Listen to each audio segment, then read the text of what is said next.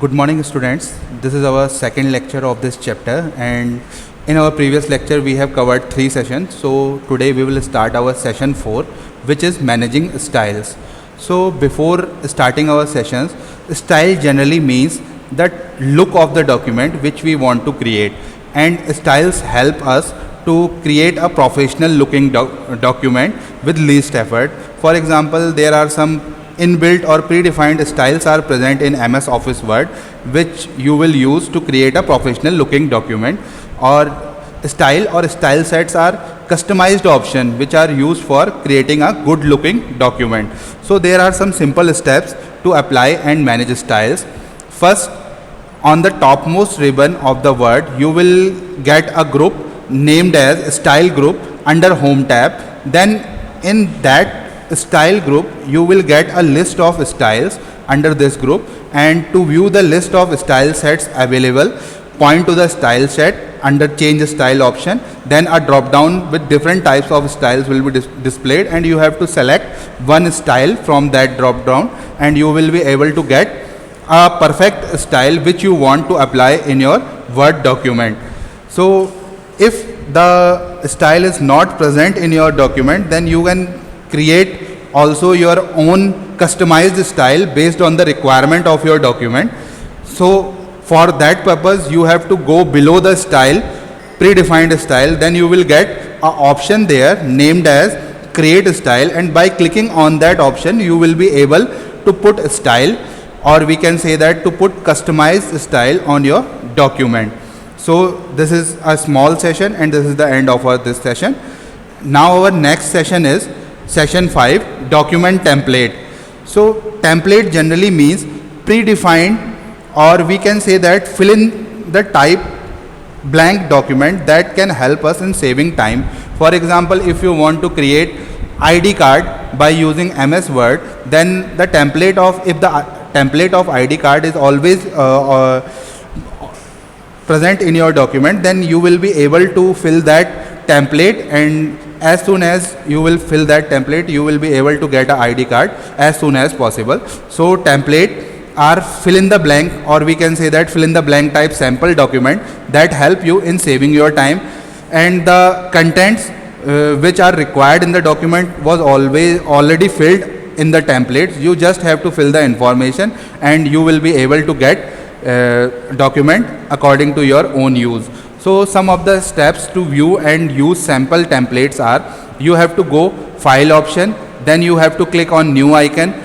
After clicking on new icon, different type of template will be displayed automatically by the MS Office Word. If you are using newer version of MS Office Word, for example, if you are using MS Office Word 2013, 2016, so before opening a new Word file, the Word program will ask you about the template which was required by you for the document.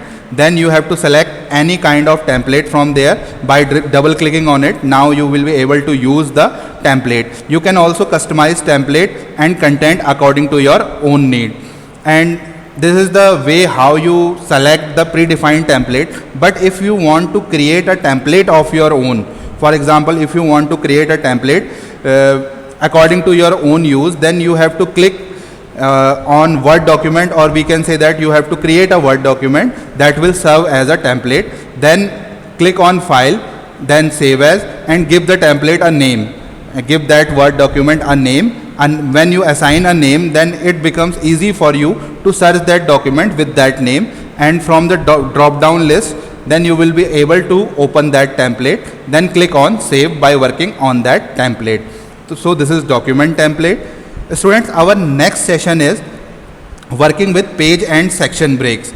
So page and section breaks are used to give separations in different paragraphs within the same page, or when you end a paragraph within a page and you want to start next paragraph from new page, then these breaks are very helpful in your Word document. The name break means whenever you want to pause at a place, then you apply these breaks.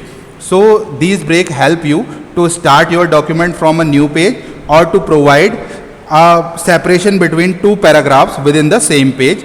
There are some steps to use section and page break. So the first step is you have to click on page layout tab on the ribbon, on the topmost ribbon under the home tab you will get page layout tab.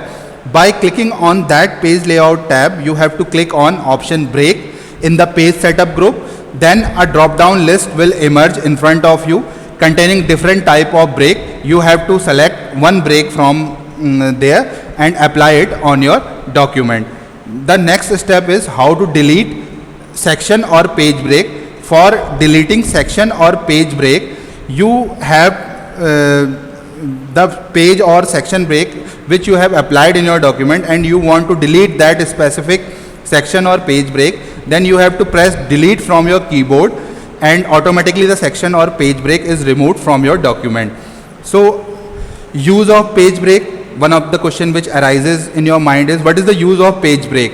As I told you earlier that a page break can be inserted anywhere in the document where you want to force the end of the page and the beginning of the new line starts from the new page. And similarly section break adds a flexibility for formatting of your document. If you want to create different headers and footers within the same page, or if you want to give a predefined space, or we can say that if you want to put a large space between two sections within the same page, then you have to apply section break at that time. Or you can also apply it when you require two headers within the same page or two footnotes within the same page. And when you apply section break, one benefit is that the numbering which was inserted by you automatically change according to the section break as per sections.